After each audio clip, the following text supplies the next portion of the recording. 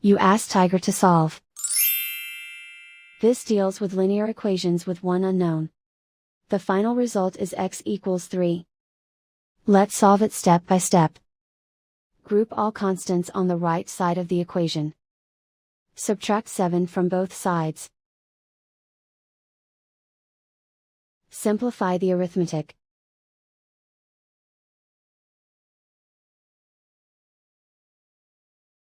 Isolate the x.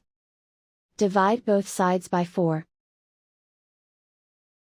Simplify the fraction. Find the greatest common factor of the numerator and denominator.